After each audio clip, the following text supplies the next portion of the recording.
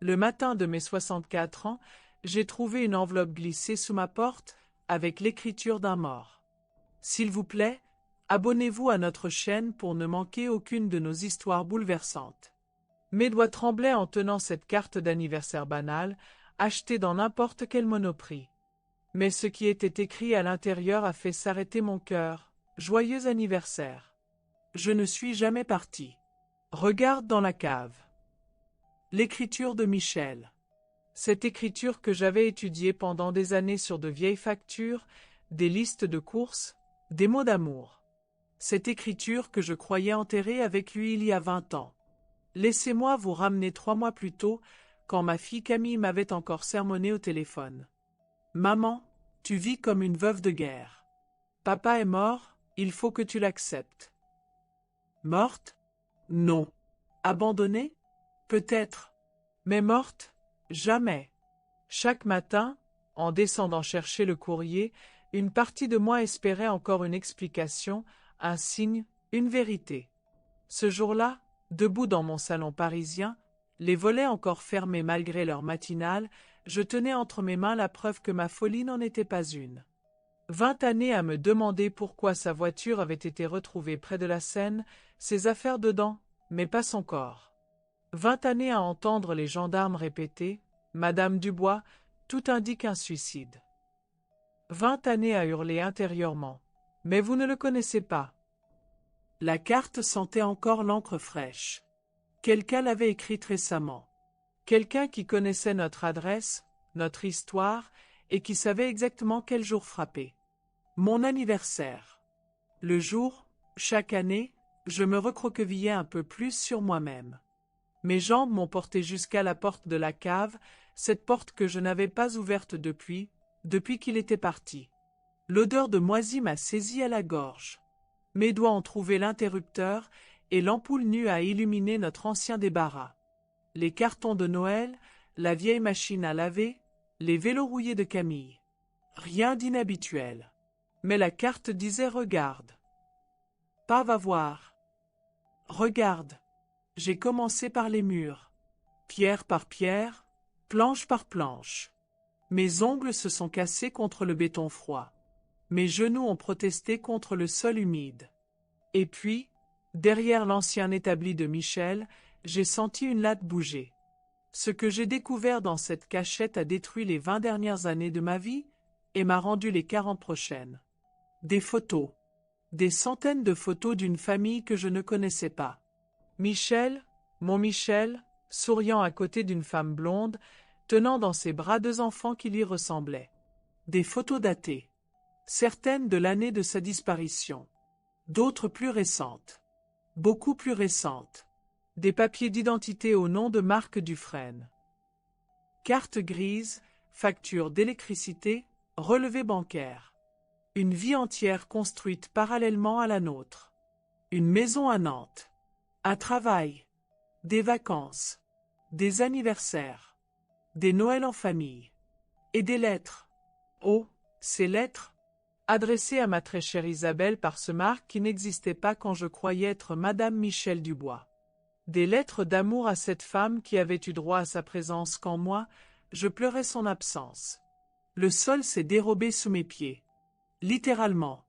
Je me suis effondré au milieu de ces preuves, entouré par les débris de ma propre naïveté. Camille avait raison, j'étais bien veuve. Mais pas du tout comme nous le pensions. Il ne s'était pas suicidé.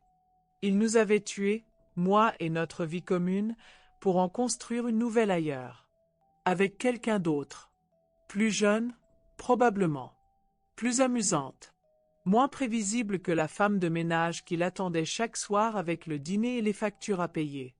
Cette nuit-là, j'ai vidé une bouteille de Bordeaux que nous gardions pour nos noces d'argent. Nos noces d'argent qui n'ont jamais eu lieu parce que monsieur avait décidé de jouer les morts vivants. Mais le matin suivant, quelque chose d'étrange s'est produit. En me regardant dans la glace de ma salle de bain, cette glace devant laquelle j'avais pleuré tant de fois, j'ai vu une inconnue. Une femme avec mes traits, certes, mais dont les yeux brillaient d'une détermination que je ne me connaissais pas. J'avais passé 20 ans à porter le deuil d'un homme vivant. 20 ans à me consumer de questions sans réponse. 20 ans à laisser Camille me regarder avec cette pitié dans les yeux. 20 ans à m'excuser d'exister. C'était terminé. J'ai appelé Maître Leroux, notre ancien notaire. Je voudrais engager un détective privé. Sa surprise était audible dans le combiné. Madame Dubois? Pour votre mari? Pour l'homme qui a volé la vie de mon mari, oui. Philippe Moreau, l'enquêteur recommandé par le notaire, avait cette façon particulière d'écouter sans juger. Quand je lui ai montré les documents trouvés dans la cave, il n'a pas sourcillé. Madame, ce que vous me décrivez s'appelle de la bigamie. Et probablement de l'escroquerie à l'assurance vie. L'assurance vie. Mon sang s'est glacé. Bien sûr. Michel avait contracté une assurance vie 2 ans avant sa mort. Une somme que je n'avais jamais réclamée parce que, sans corps, la procédure était complexe. Une somme qui dormait quelque part dans les coffres d'une compagnie qui ignorait que le défunt coulait des jours heureux sous une autre identité. Les semaines suivantes ont ressemblé à une enquête policière. Philippe me rapportait ses découvertes avec la précision d'un horloger. Marc Dufresne existait bien. Il habitait effectivement Nantes, dans un pavillon cossu de la banlieue ouest. Il était marié à Isabelle Dufresne, née Martin, depuis 18 ans. 2 enfants, Thomas et Léa. Il travaillait comme commercial dans une entreprise de matériel médical. Il a refait exactement la même vie, m'avait fait remarquer Philippe. Même métier, même type de femme, même nombre d'enfants. C'est assez troublant, psychologiquement parlant. Troublant? Le mot était faible. Révélateur? Plutôt. Michel n'avait pas fui notre vie par dégoût ou par amour pour une autre. Il avait fui par lâcheté, puis reproduit le même schéma ailleurs, comme un disque rayé. Un mardi de novembre, j'ai pris le TGV pour Nantes. Mes mains ne tremblaient plus. Mon cœur battait régulièrement. J'avais même mis du rouge à lèvres, ce rouge Chanel que Michel aimait tant, celui que je n'avais plus porté depuis sa disparition. Je l'ai attendu à la sortie de son bureau. 20 ans plus tard, il avait pris du ventre, perdu des cheveux, gagné des rides. Mais c'était bien lui. Mon Michel. Le père de Camille. L'homme qui m'avait promis de m'aimer jusqu'à ce que la mort nous sépare. Quand nos regards se sont croisés, j'ai vu passer sur son visage toute la gamme des émotions humaines. Choc, terreur, culpabilité, calcul. Il a même tenté un sourire, comme si nous nous étions quittés la veille pour une simple dispute de couple. Claire, comment tu... Bonjour Michel. Ou devrais-je dire Marc? Nous nous sommes installés dans un café banal, face à la gare. Lui, tétanisé. Moi, étonnamment sereine. J'avais répété cette scène 1000 fois dans ma tête, imaginé des cris, des larmes, des explications pathétiques de sa part. Mais maintenant qu'il était là, vivant, vieilli, diminué, je ne ressentais plus qu'une immense fatigue. Claire, tu ne peux pas comprendre. Au contraire, Michel. Je comprends parfaitement. Tu as eu peur. Peur de tes responsabilités, peur de vieillir, peur de la routine. Alors tu as choisi la facilité, nous faire croire à ta mort pour recommencer ailleurs. Il a tenté de se justifier. Parler de sa dépression, de ses doutes existentiels, de son besoin de liberté. Les mots sortaient de sa bouche comme des excuses préfabriquées, usées par des années de répétition devant son miroir. J'avais l'intention de revenir, Claire. De tout expliquer. 20 ans, Michel. 20 ans à me demander ce que j'avais fait de mal. 20 ans à regarder Camille grandir sans son père. 20 ans à porter ton deuil comme une veuve de guerre. Sa pomme d'Adam a tressauté.